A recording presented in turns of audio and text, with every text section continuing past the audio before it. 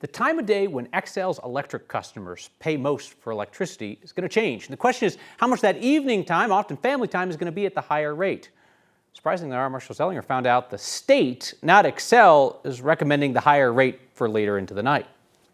It's nice because that is a gas pizza oven outside. You don't have to pay extra for peak rate electricity when you're using gas to bake a pizza. Cook them out there without using any electricity. Lakewood Xcel customer Matthew Steidel has the cheat code to avoid paying high electricity rates.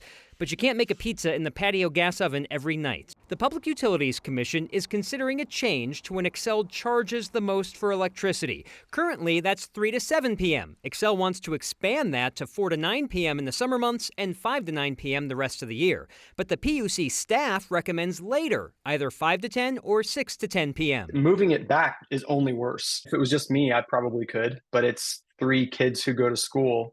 Middle schooler and 2 high schoolers, there's no way that I could change their lives. We're not expecting customers to completely avoid cooking dinner between 5 and 9 p.m., but we would hope that customers could do things like not charge their EVs during that time or avoid certain heavy energy usage like laundry. This week, the PUC held its hearing, like a mini trial, where Xcel was questioned by the PUC and utility consumer groups about the proposal to change when it is most expensive to use electricity.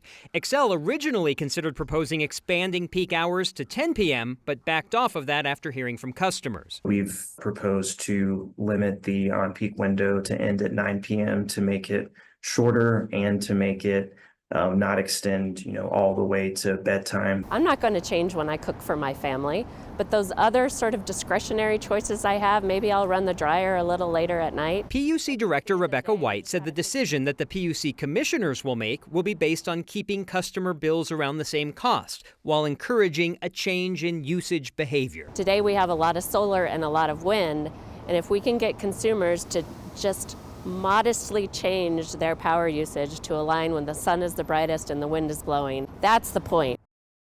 Math time. The Xcel proposal calls for a lower peak rate than what currently exists and a higher off-peak rate than what customers currently pay. The PUC staff proposal calls for a higher peak rate and a lower off-peak rate. And the math for all of these proposals is supposed to be the same as what we're currently paying, basically.